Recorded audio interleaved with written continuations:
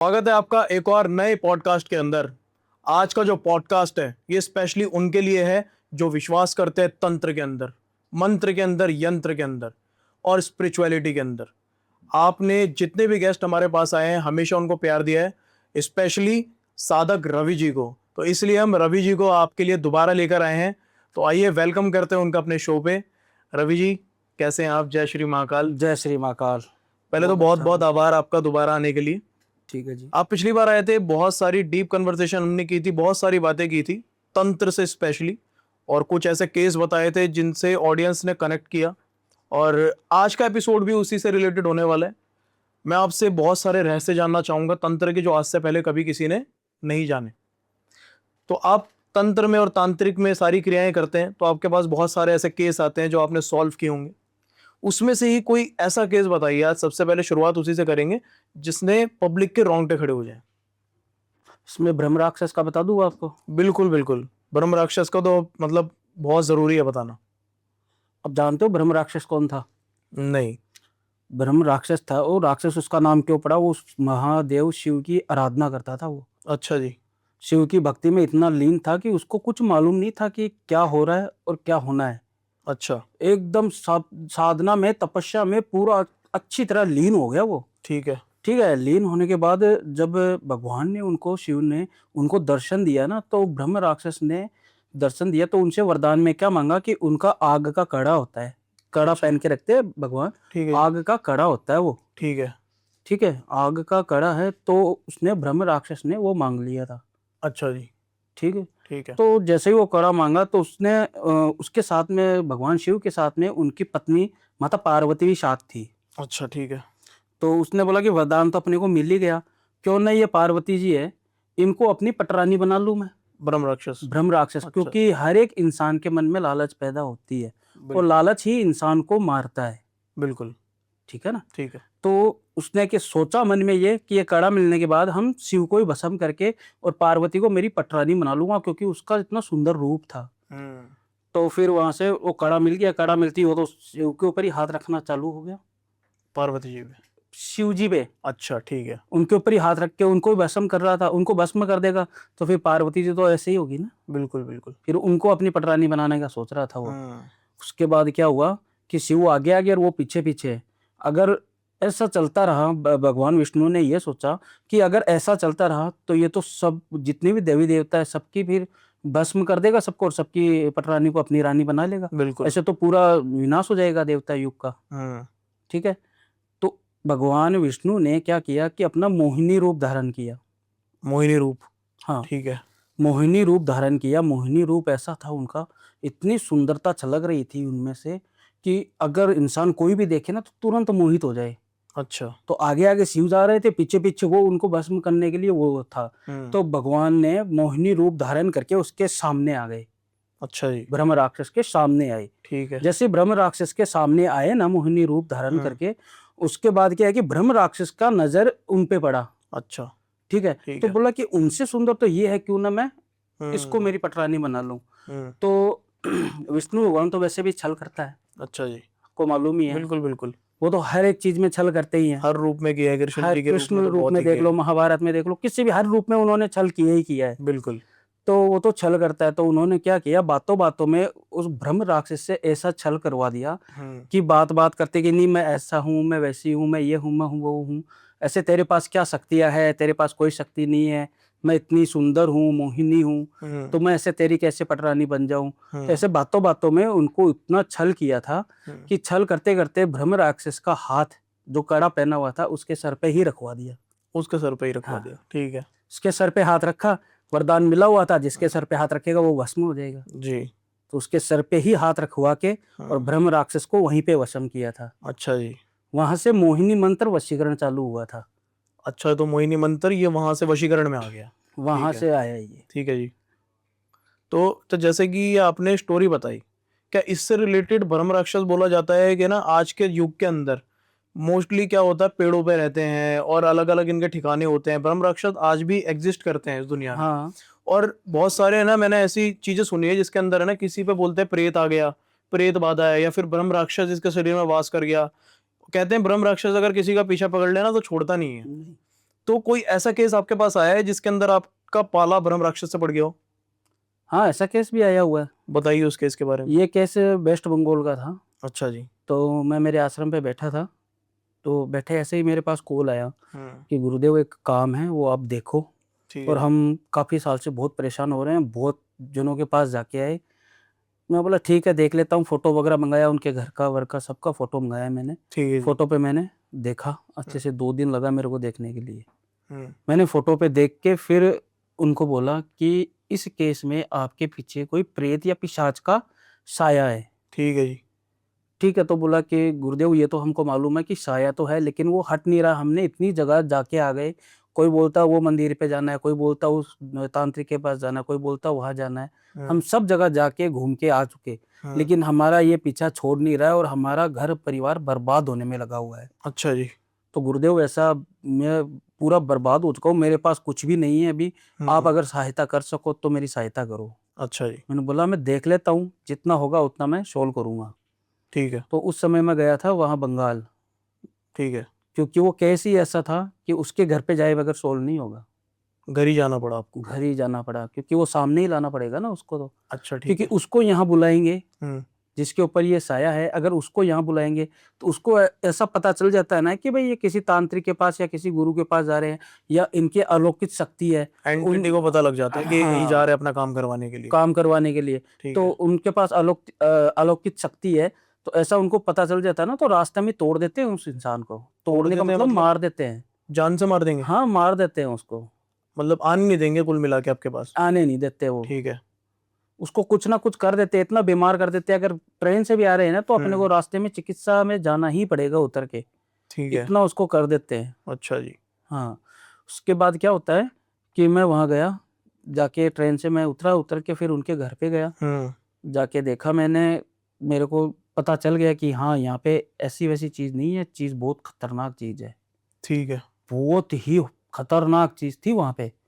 क्या सम था? वहाँ पे ऐसा हुआ, मैं पहले दिन गया, रात को सोया, हम्म। सो के देखा मैंने कि हाँ, है। फिर दूसरे दिन उठा, मैंने मेरे शिष्य से बोला कि दोनों जन इधर आओ और ये सामान लेके आओ। वो सामान लाए। सबसे पहले मैंने सुबह-सुबह 4 बजे ब्रह्म मुहूर्त में मैंने पूरे घर को सील किया। सील किया? हाँ, पूरे घर के ऊपर सुरक्षा कवच बनता है ना, अच्छा। वो सुरक्षा कवच पूरे घर पे बनाया। क्या प्रोसेस होता है उसका कवच बनाने का? कवच बनाने का इससे ये होगा कि अब जो मैं उसके ऊपर भूत पिशाच जो भी चीज़ है, जो उसके ऊपर जो साया है जिस चीज़ का, वो चीज़ घर से बाहर जाएगी तो किसी और को लगेगी, या अच्छा। किसी और का नुकसान करेगी, या हो सकता है कि अगर मैं सुरक्षा कवच नहीं बनाऊँ तो उसी इंसान को घर से बाहर ले जाके कुछ कर देवे। अच्छा, बाहर ले जाइए उस इंसान को? हाँ, ठीक उसी है। को कुछ ले जाके है। कर देवे। और सुरक्षा कवच बनाने से हमारा भी तो फ़ायदा है ना, घर वाले का भी फ़ायदा है, हमारा भी फ़ायदा है। हम सुरक्षित रहेंगे तभी तो काम कर पाएँगे ना, बिल्कुल सही बात। बगैर सुरक्षित तो कुछ काम ही नहीं होगा। तो सुरक्षा कवच बना के फिर मैं छोड़ दिया। फिर शाम को जैसे ही रात को मेरा हवन वगैरह मैंने चालू किया, तो वहाँ पे मैंने 9 बजे ही चालू कर दिया। ठीक है। हवन वगैरह चालू किया, परिवार वाले को सब बैठाया एक साइड में, सबके ऊपर घेरा लगा के मैंने सुरक्षा कवच दोबारा अंदर, घर के अंदर एक और सुरक्षा कवच बना के, घेरा बना के उनके अंदर पूरा परिवार को बैठाया। मैंने बोला चाहे जो हो जाए, आपको उठना नहीं है।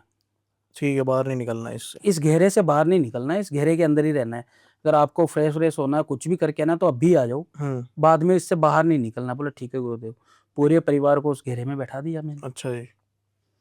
उसके बाद एक घेरा बनाया था जो रक्त का होता है, रक्त का, खून का? खून का। ठीक है। एक घेरा बनाया था खून का, जिसके अंदर जो सामने बंदा है उसको बैठा लिया, अच्छा जी। बैठ जाओ यहाँ पे, खून के घेरे में उसको बिठाया जिसके अंदर वो शक्ति थी? जिसके अंदर वो शक्ति थी। ठीक है जी। ठीक है, उसको मैंने वहाँ बैठा दिया। खून था बकरे का, ठीक है।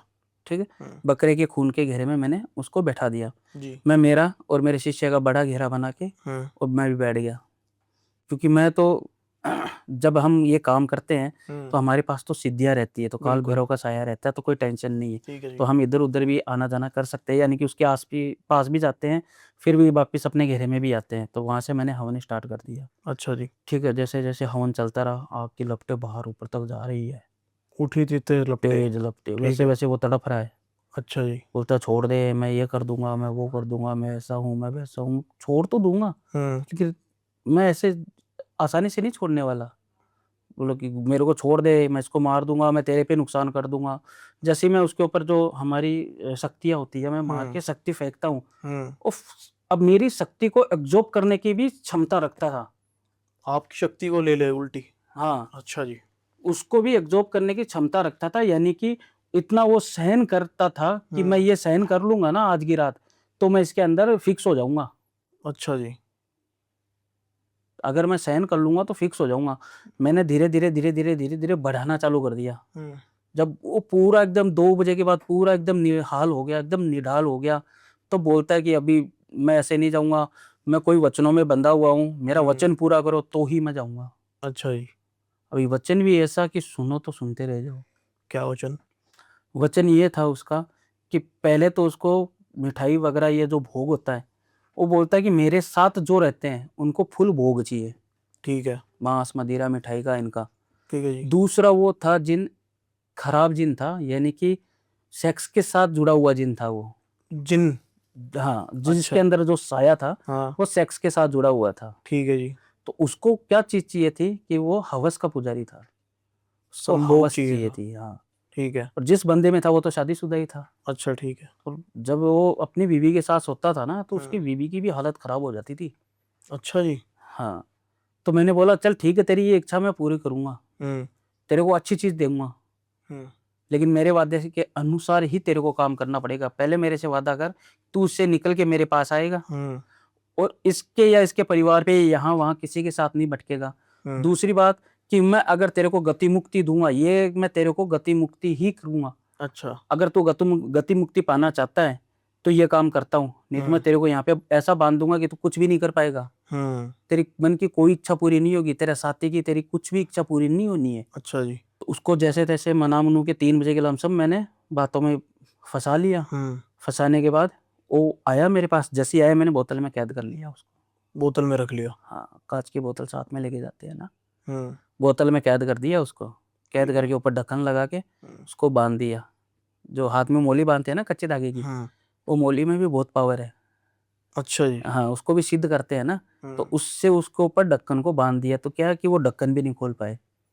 उसकी शक्तियों से ना खुले वो ढक्कन। हाँ, उसकी शक्तियों से ना खुले। अच्छा। और वैसे भी उसको निढाल तो कर ही दिया था ना पूरा, धीरे धीरे शक्तियाँ छोड़ छोड़ के। तो उसको मैंने वहां बांध के बोतल में कैद कर लिया, कैद करके रख लिया। अच्छा। फिर सबको उठाया, सब पूरा काम हवन वगैरह किया, वहाँ पे शांति हवन किया। फिर उनको बोला कि सुंदरकांड करवा लेना अपने घर में, ताकि मन को शांत मिले। अच्छा जी। ठीक है, फिर वो बोतल लेके मैं वहाँ से निकला। फिर वहाँ पे नदी के पास गया, वहाँ जाके मैंने मेरा काम किया, पूरा गति मुक्ति का काम किया। दूसरे दिन रात को, पहले दिन नहीं दूसरे दिन अच्छा जी। रात को गति मुक्ति का उनका पूरा काम किया मैंने। काम करके फिर उसको मैं, ढक्कन लगा हुआ ही था, मोली बंधी हुई थी, उस बोतल को मैं किसी चीज से बांध देता हूँ, ताकि क्या है कि वो पूरा नीचे चली जाए, किसी को कुछ नुकसान ना हो। पानी के नीचे चली जाए। हाँ, नीचे बांध चली के जाए, पानी के नीचे पड़ा रहे। नीचे पड़ा रहे। अच्छा। उसको गति मुक्ति करवा देते हैं ना, तो हाँ, उसके हाँ। बाद क्या है कि उसकी योनि चेंज हो जाती है, उसकी दूसरी योनि आ जाती है। अच्छा, योनि बदल जाती है। हाँ, उसकी योनि बदल जाती है, वो उस प्रेत आत्माओं से, उन चीज से ना वो छुटकारा मिल जाता है उनको। तो आपने बताया ये जिन था या ब्रह्म राक्षस था ये जिन भी था और उसमें शक्ति ऐसी थी जैसे कोई ब्रह्म राक्षस हो। ब्रह्म राक्षस जैसी शक्तियां थी। हाँ, ब्रह्म राक्षस की शक्तियां अक्सर ज्यादा होती है सारे प्रेतों बहुत से, ज्यादा होती है। है ना? हाँ, काफी डेंजर एंटिटी होती है हमेशा। बहुत ज्यादा डेंजर होती है, ऐसी ऐसी होती है कि पूछो मत। अच्छा जी। फिर मैंने वो कहानी को बता देता हूँ। फिर मैंने उसको पानी के अंदर वो बोतल बहाई, बोतल अंदर चली गई। पूरा मैंने देखा ध्यान से कि हाँ अभी तो कुछ नहीं हो रहा है ना। देखा, उसका गति मुक्ति के बारे में देखा। फिर गति मुक्ति करवा के फिर मैं मेरे आश्रम आया। आज वो परिवार हंसता खेलता है, सही है सब आते कुछ। जाते रहते हैं आश्रम। हाँ, तो ऑलमोस्ट आपके पास ऐसे बहुत सारे केस आते रहते होंगे। बहुत केस आते हैं ऐसे। तो गुरुजी, जब आप पिछली बार आए थे तो हमने ना इंद्रजाल का जिक्र किया था, और इंद्रजाल का जिक्र करने के बाद मेरे पास काफी ऐसे कमेंट आए लोगों के, इंद्रजाल को ना और गहराई से उनको जानना था। हमने बात तो की थी, लेकिन है ना उस गहराई से चर्चा नहीं हो पाई जिस विस्तार से मैं आज करना चाहता हूँ। तो इंद्रजाल का ना आप प्रोसेस बताइए, और इंद्रजाल कितना ज्यादा खतरनाक हो सकता है किसी के जीवन में, या किस प्रकार लाभकारी हो सकता है? इंद्रजाल अगर इंसान के जीवन में अगर अभी भी अपन करना चाहे ना जी। अगर मैं किसी के ऊपर इंद्रजाल के द्वारा वशीकरण करूं, अच्छा जी। उसमें वशीकरण 4-5 प्रकार के आते हैं। ठीक है। ठीक है, अगर इंद्रजाल का मैं अगर किसी के ऊपर वशीकरण करूं तो ऐसा मान लो कि वो 2 दिन में आदमी वशीभूत हो जाएगा। ऐसा हो जाएगा कि उसका दिमाग काम करना बंद कर देगा। जिसके ऊपर वशीकरण किया है ना, तो वो उसके ऊपर इतना मोहित हो जाएगा कि उसको पता नहीं है कि मैं क्या कर रहा हूँ। दिन दुनिया का ही नहीं पता रहेगा। कुछ पता नहीं है। इंद्रजाल आज का नहीं है, ये देवता युग का है। अच्छा जी। हाँ, इंद्रजाल देवता युग का है। और ये एक तंत्र का रहस्य है, यहाँ से तंत्र स्टार्ट हुआ है। तंत्र यहाँ से स्टार्ट हुआ। स्टार्ट है ये यहाँ से। अच्छा जी। हाँ, इंद्रजाल का सबसे बड़ा इंद्रजाल जो तंत्र होता था, वो कौन इंद्रजाल किसने तंत्र किसने बनाया था, आपको मालूम है? इंद्रदेव। इंद्रदेव ने तो वो चीज सीखी थी। अच्छा, सीखी थी इंद्रदेव। सीखी थी वो तो। अच्छा जी। बनाया किसने था? आप इतने आपके पास आते हैं, हम्म। अघोरी आते हैं, तांत्रिक आते हैं, किसी ने आपको बताया कि इंद्रजाल किसने बनाया था? नहीं, मोटा मोटा कौन हमें है सिर्फ उसका? ये पता लगता है कि इंद्रजाल जो कि बहुत खतरनाक माना जाता है तंत्र के अंदर ना, और बहुत किताबें इस पे रची गई है, लेकिन कोई विस्तार से समझा नहीं पाया। तो भगवान शिव से इंद्र ने ये विद्या सीख के अच्छा जी। सीखी थी। जी। ठीक है, और वो स्वर्गलोक के राजा थे। बिल्कुल। ठीक है। और जब लक्ष्मण जी को मूर्छित किया था, किन्होंने किया था? रावण के पुत्र ने, रावण के पुत्र ने, मेघनाथ ने। मेघनाथ ने। हाँ, हाँ बिल्कुल। उन्होंने उनको मूर्छित किया था, क्योंकि वो ही चीज अगर वो देवी शक्ति उनके पास ऐसी ऐसी थी कि उन्होंने भगवान इंद्र को हराया था, तब उनको ये इंद्रजाल की शक्ति मिली थी, तब उनका इंद्र नाम पड़ा था। बिल्कुल। समझ गए आप? ठीक है। ठीक है। और जब वो युद्ध चलता था, तो अभी लक्ष्मण के पास तो कितनी धनुर्विद्या, बहुत सारी एंटिटी, बहुत सारा पावर था उनके पास, तो करते रहे, मारते रहे, करते रहे। तो जब ये लगा ना कि इसका सामना नहीं हो पाएगा, तब उन्होंने ये इंद्रजाल रचा था। अच्छा। ये इंद्रजाल इस प्रकार रचा था कि वो क्या है कि ऊपर उठे आसमान की तरफ और अदृश्य हो गए, दिखाई देना बंद। ठीक है। फिर वहां से पूरा तीर धनुर्वार ये सब चल रहा था, सेना खत्म पे खत्म हो रही थी, तो उन्होंने एक तीर ऐसा मारा था लक्ष्मण जी को, जिसके कारण वो मूर्छित हो गए थे। अच्छा जी। बिल्कुल, जब संजीवनी आई थी। तब हनुमान जी संजीवनी बूटी लेके आए थे। तो ये इंद्रजाल है। तो इसमें कई प्रकार के वशीकरण भी होते हैं, सम्मोहन भी होते हैं। कुल मिला के ये जो आप बता रहे हैं अभी, तो ये इसमें अगर बंदा फंस जाए ना, तो वो एक तरीके से इस जाल में से निकल नहीं पाएगा, हिप्नोटाइज हो जाता है, पूरे के तरीके से मूर्छित माना जाता है। हिप्नोटाइज हो जाता है। इंद्रजाल जैसे ये खेल नहीं दिखाते हैं जादू वाले, बिल्कुल, ये भी इंद्रजाल ही इस्तेमाल करते हैं। अच्छा, जो ये जादू वगैरह जादूगर जो होते हैं, जादूगर जो होते हैं, जैसे एक जादूगर होता है, वो बीच में से किसी इंसान को काटता है, 2 टुकड़े होता है। तो ये भी एक इंद्रजाल, अपनी आंखों का भ्रम होता है। अपना दिमाग है ना, वो चीज को समझ लेता है कि भाई ये जादू कर रहा है, ये कर रहा है, लेकिन ये इंद्रजाल ही है। इसमें भी, इंद्रजाल में भी कई सिद्धियां होती है। अच्छा जी। हाँ, इसको अपने को प्राप्त करनी पड़ती है। इसमें एक सिद्धि नहीं है, इसमें भी कई सिद्धियां हैं, 10 से 12 सिद्धियां होगी। अच्छा जी। से ज्यादा ही होगी। तो ये सिद्धि अपने को प्राप्त करनी पड़ती है। इसके अंदर जैसे आप बता रहे हैं जितनी भी चीजें, इंद्रजाल बहुत पुराना, जैसे तंत्र में भी यूज हो रहा है, और आज के युग में भी इसका प्रचलन है। आप भी करते हैं? बहुत जगह, बहुत सी जगह करना ही पड़ता है। अच्छा। हाँ, शादी के लिए बहुत सी जगह करना ही पड़ता है। ये किसी के घर वाले नहीं मानते तो क्या करें फिर? तो इंद्रजाल का यूज किया जाता है। इंद्रजाल के द्वारा साबर मोहिनी मंत्र कर देते हैं, या मोहिनी मंत्र कर देते हैं। अच्छा। वो इंद्रजाल का ही खेल होता है पूरा। तभी उनके घर वाले एग्री हो जाते हैं कि हाँ बेटा, कोई नहीं, कर लो शादी। जैसे कि आप बता रहे शाबर मंत्र का इस्तेमाल करते हैं। हाँ, ये शाबर मंत्र जो है ना, ये भी एक अलग प्रक्रिया है। जैसे तंत्र होता है ना, तंत्र के अंदर भी बोला जाता है कि शाबर मंत्रों का यूज किया जाता है। शाबर मंत्रों का यूज। शाबर मंत्र में ऐसी क्या शक्ति होती है? कहते हैं कि इसको सात्विक तरीके से भी किया जा सकता है। हाँ, सात्विक तरीके से भी होता है और तामसिक तरीके से भी होता है। तामसिक तरीके से भी होता है। हाँ, थोड़ा सा विस्तार से बताइए, शाबर मंत्र में क्या शक्तियां होती है? शाबर मंत्र में ये होता है कि जिस इंसान के ऊपर ये शाबर मोहिनी मंत्र किया जाता है, अगर सात्विक रूप से करते हैं, उसमें थोड़ा टाइम लगता है। ठीक है। ठीक है, लेकिन वो इंसान अपने पास आएगा ना, जिस इंसान से जिस इंसान को मिलना है, यानी कि अपने पास आएगा ना वो इंसान, तो अपने तन मन धन से, यानी कि दिल से, दिल से अपने से प्यार करेगा और दिल से अपने पास आएगा। वो कभी धोखा नहीं देगा जिंदगी में। दिल से आएगा। दिल से आएगा। ठीक हर है। चीज त्याग के आता है अपने पास। अगर लड़की पे लड़के ने करवाया है, तो वो त्याग के ही आएगा। ठीक है। जिंदगी भर साथ देता है वो।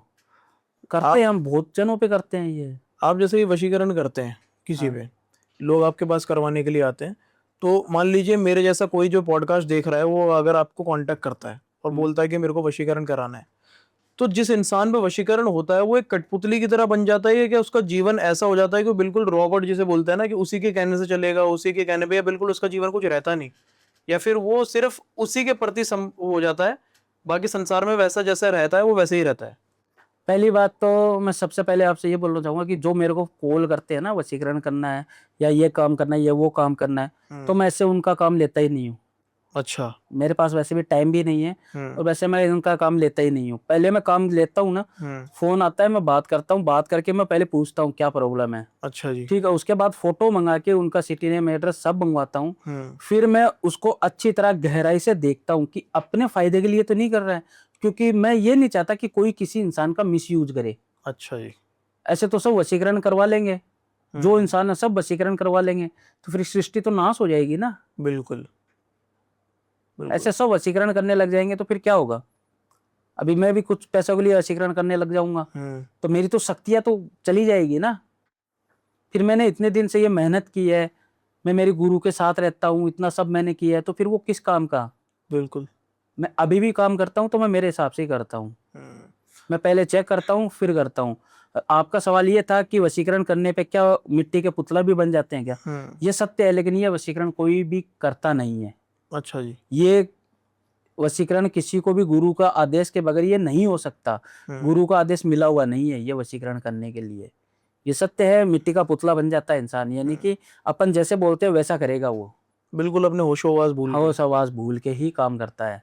बट क्या ये सही होता है?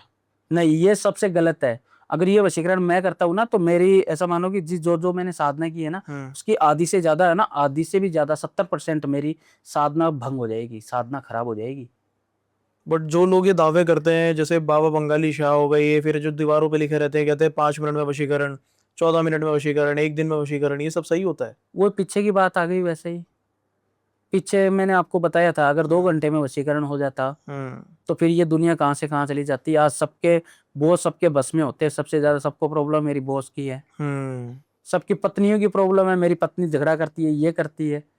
तो अगर बंगाली बाबा अगर ये कोई जादू टोना ये ऐसा कर देता, तो 5 मिनट में, अगर 2 घंटे में भी, 5 मिनट से 2 घंटे में वशीकरण कर देता, तो इस दुनिया में किसी को समस्या ही नहीं होती ना। बिल्कुल सही बात। हर एक इंसान को समस्या है। हम्म, दुनिया में किसी को समस्या ही नहीं होती, ऐसे 5 मिनट में हो जाता तो फिर क्या होता? बिल्कुल। पिछले पॉडकास्ट में ना आपने बहुत सारी सिद्धियों के बारे में बताया था अपनी, जिसमें से आपने बताया था काल भैरव की सिद्धि आपने की है, हुँ, और भैरव के कुछ रूप बताए थे, 52 रूप। मैं आपसे जानना चाहता हूँ कि 52 वीर भी होते हैं। हुँ। 52 वीर कैसे अलग है 52 भैरव से? आपने पूछा था कि भैरव 52 भैरव होते हैं, और 52 वीर होते हैं। 52 वीर होते हैं। जी। भैरव का अलग-अलग रूप होता है, अच्छा जी। वीरों का भी अलग-अलग रूप होता है। हम्म। भैरव अलग-अलग जगह पे विराजमान होते हैं, जी। जैसे शमशान में हो गए, घर पे हो गए, कोई-कोई रास्ते पे मंदिर बना हुआ है वहाँ पे, कोई बड़ा मंदिर का, यानी कि भैरव है ना अलग-अलग जगह पे। अब अपन जाते हैं कहीं पे भी, माता रानी के कोई भी मंदिर में चले जाओ आप, हम्म। वहाँ पे काल भैरव विराजमान होते हैं। जी बिल्कुल।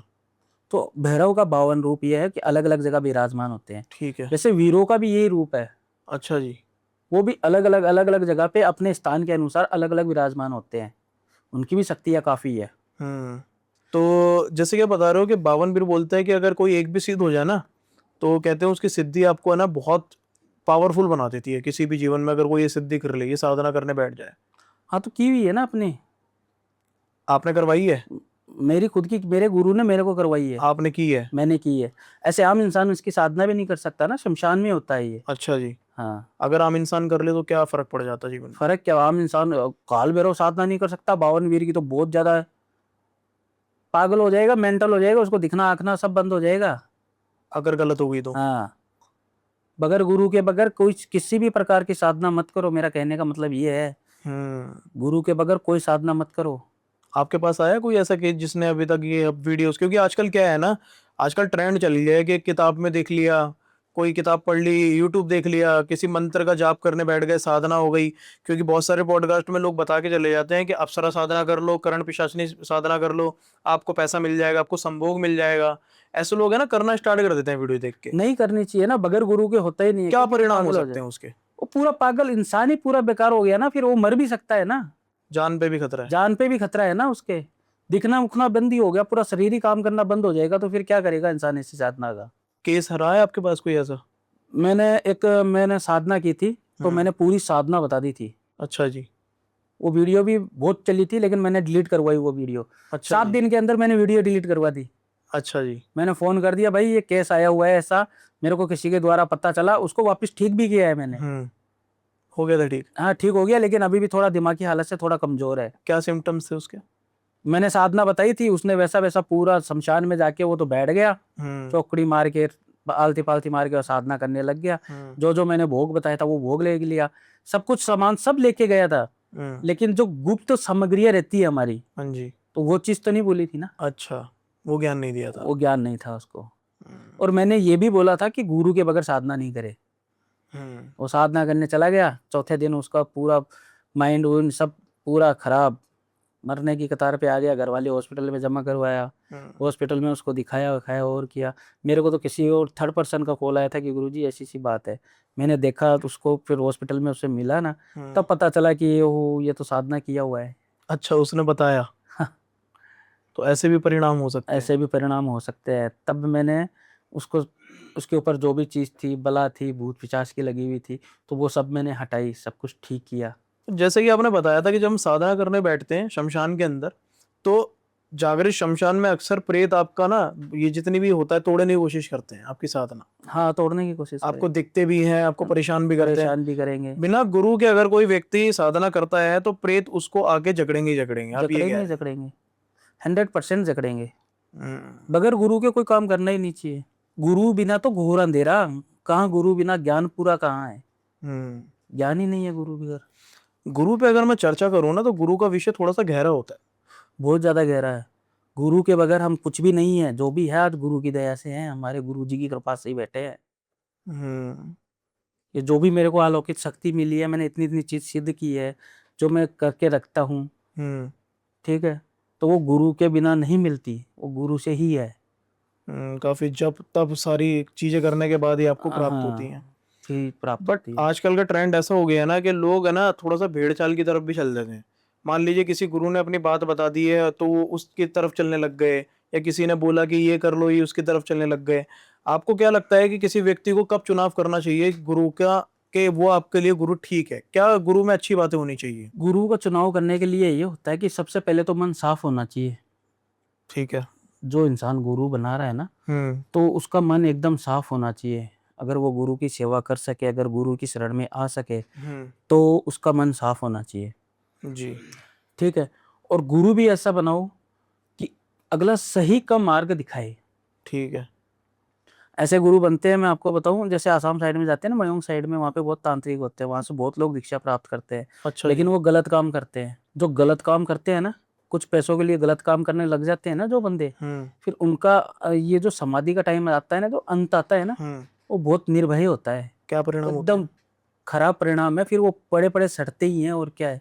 ये 100% होगा उनके साथ? वो यार, जो भी गलत करेगा उसके साथ तो होना ही है। मैं आपको गलती की एक छोटी-सी रेमेडी सुनाऊँ? बिल्कुल बिल्कुल।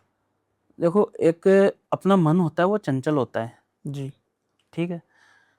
तो मैं आपको एक छोटी-सी रेमेडी सुनाता हूँ इसके बारे में, आप ये रेमेडी सुनो मेरी। जी। ये कहावत है, हकीकत है ये, जी। कि आँख है अपनी। एक लड़का जा रहा था, तो जाते-जाते उसको एक आम का पेड़ दिखाई देता है। जी। आम का पेड़ लगा हुआ है, पीले-पीले अच्छे आम लगे हुए हैं, फल लगे हुए हैं, उसका मन हो गया। तो आँख ने देखा था उसको, मन ने बोला था। ठीक है। आँखों ने देखा, मन ने बोला, हाथ ने तोड़ा, खाया, मुँह से गया कहाँ? पेट में। पेट में। ठीक है। तो देखा तो आँखों ने ही था ना, आंखों ने देखा। मन ने बोला, जी। खाया मुँह से, जी। गया पेट में। तो जब उसने तोड़ के खाने लगा वो, तो पीछे से माली आया था, जो उस बगीचे का रखवाला होता है माली, जी। वो आया था। वो दौड़ के डंडा मारा कहाँ पे? पीठ पे। अच्छा जी। पीठ की कोई गलती है? नहीं, बिल्कुल नहीं। तो डंडा मारा पीठ पे, आंसू कहाँ से आए? आंखों से। तो देखा किसने था? आंखों ने। घूम फिर के गलती जिसकी होती है उसको आंसू आ जाते हैं। सजा तो मिलनी है। आंखों नहीं देखा था ना, तो पीठ पे डंडा पड़ा तो उसको दर्द हुआ, तो आंसू तो आंखों से ही आए बिल्कुल।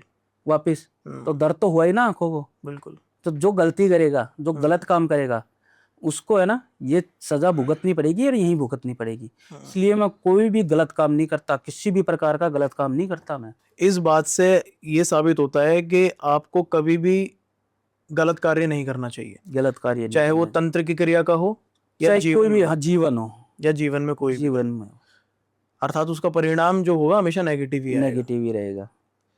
रवि जी, आपसे जितनी भी बात करते हैं ना तो हमेशा एक लॉजिक नजर आता है आपकी बातों में ना, और आपकी बात में इतना ज्ञान होता है कि हमारे जो व्यूवर्स आपको देखते हैं वो बार बार चाहते हैं कि हम आपसे जुड़े रहें हमेशा। आपकी बातें, आपका जो ज्ञान है तंत्र से रिलेटेड, और आपके जो एक्सपीरियंस है हॉरर केसेस को लेके, वो काफ़ी ज़्यादा हमारी ऑडियंस के लिए ना लाभकारी होते हैं और उनका हमेशा भला करते हैं। तो मैं यही चाहूँगा कि ऐसे तांत्रिक होना भी बहुत बड़ी बात है जो लोगों का भला करते हैं, क्योंकि तंत्र का असली मतलब ही यही है कि लोगों की भलाई। भलाई। तो आप अपना कार्य करते रहिए और लोगों का भला करते रहिए, और हमारे शो पे भी ऐसे ही आते रहिए। और आज का एपिसोड काफ़ी अच्छा था, बहुत बहुत आभार आपका शो पे आने के लिए। बहुत बहुत धन्यवाद जी। जय श्री महाकाल। जय श्री महाकाल। कोई मैसेज अब तो वो देना चाहेंगे आप? मैसेज मैं वही पीछे आपको बता के गया था कि लापरवाही नहीं करें, ठीक है, क्योंकि कुछ ऐसे ऐसे तांत्रिक बैठे हैं कि कुछ पैसों के लिए वो फोन पे बात कर लेते हैं, फिर उसके बाद उनका काम नहीं होता है। तो ऐसी जगह ना भटके। तो आई होप गुरुजी की बात आपको अच्छी लगी होगी और आपको समझ में आया होगा कि आपको जीवन में कैसे चलना है, और गुरु का चुनाव आपके लिए बहुत ज़रूरी है। हर व्यक्ति के जीवन में एक गुरु होना चाहिए और वो आपको जीवन में मार्गदर्शन देते हैं, जीवन जीने का तरीका सिखाते हैं। तो वीडियो को लाइक कीजिए, चैनल को सब्सक्राइब करिए और जितना हो सके उतना शेयर कीजिए, मोटिवेशन दीजिए हमको कि हम आपके समक्ष ऐसे ही गुरुओं को लेकर आते रहें। और आपको दोबारा से रवि जी की बातें दोबारा सुननी है तो इस वीडियो को बहुत ज़्यादा प्यार दीजिए, लाइक दीजिए, ताकि हम इन्हें दोबारा आपके समक्ष लेकर आएँ। जब तक के लिए जय श्री राम।